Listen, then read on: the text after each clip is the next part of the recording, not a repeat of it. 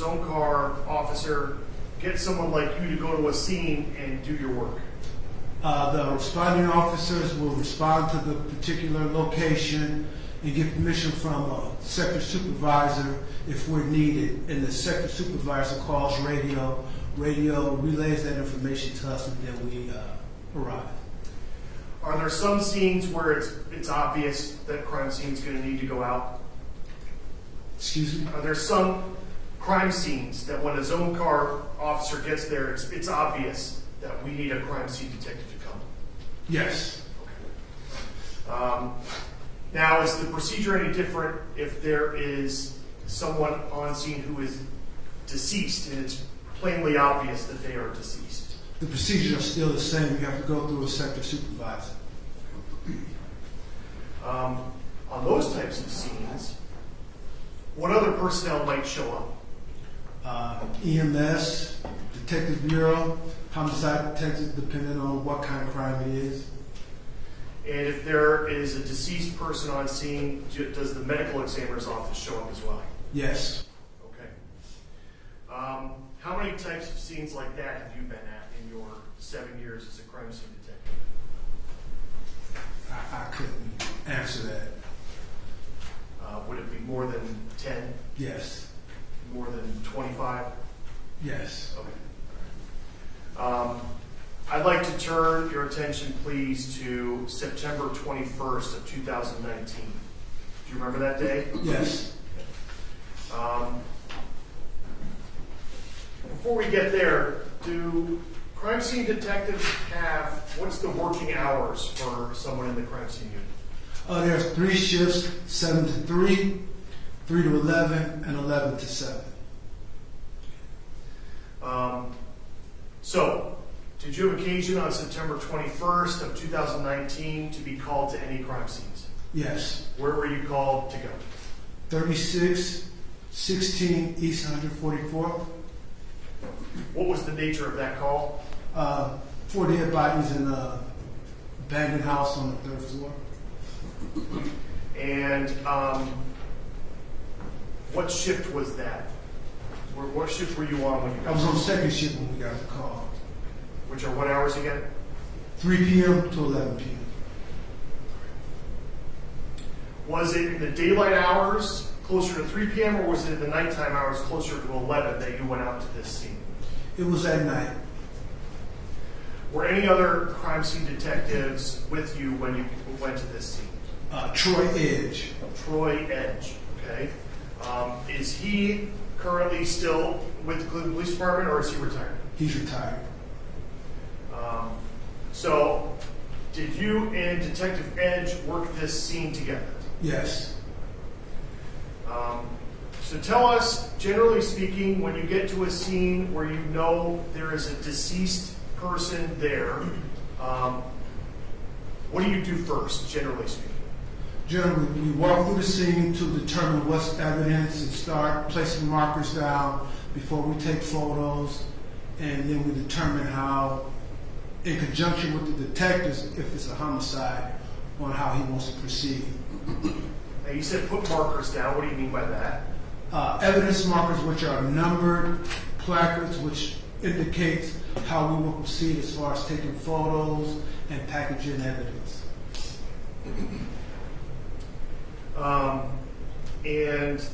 So do you speak to other personnel who might be there already to see what they have found out? Yes, initially, if there's no detectives there, you'll talk to the responding zone cars or the zone cars on the scene.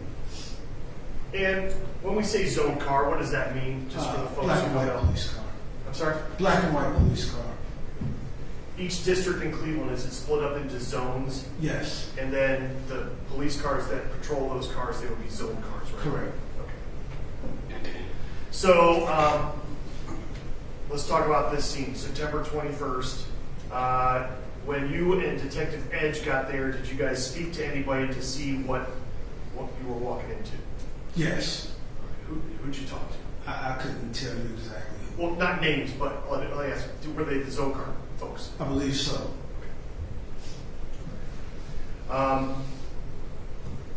Were medical examiner personnel there yet when you got No. there? Did they eventually come? Yes. So tell us what that's like. What's the medical examiner folks' job, and what's your job at a scene like this? Well, on a scene with dead bodies on the ground, we can photograph them, but we can't touch them, go through the pockets or anything like that. The bodies belong to the medical examiners, and we can't roll them over or anything like that until the medical examiner arrives. And would that include any clothing or any coverings that are on them when they're discovered? Yes. So if you can observe the bodies that are there but not touch them or move them in any way, what else are you then looking for when you're walking through a crime scene like this? In a scene like that, you're probably looking for any type of evidence that can be collected and packaged prior to the medical examiner coming on the scene. And when you're looking at cases where people are deceased already, what types of evidence are you looking for?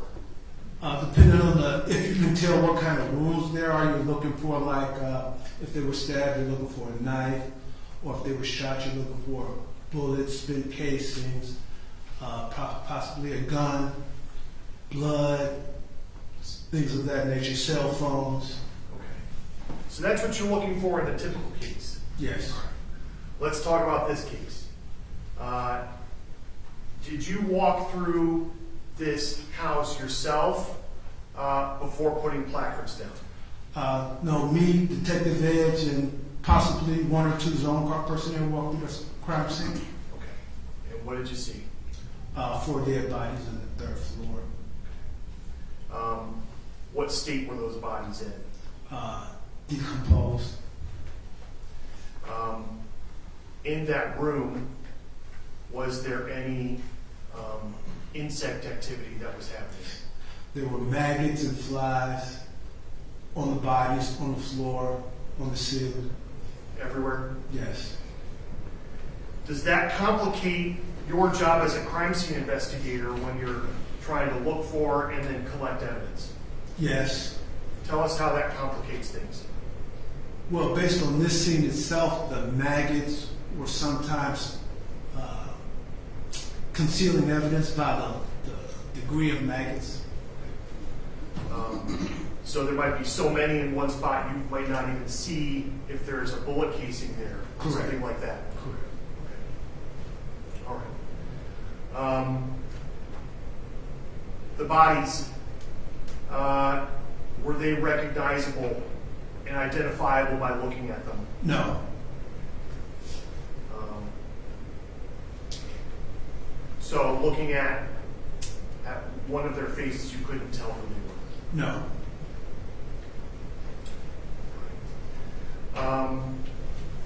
So when you work a scene like this, is a report generated?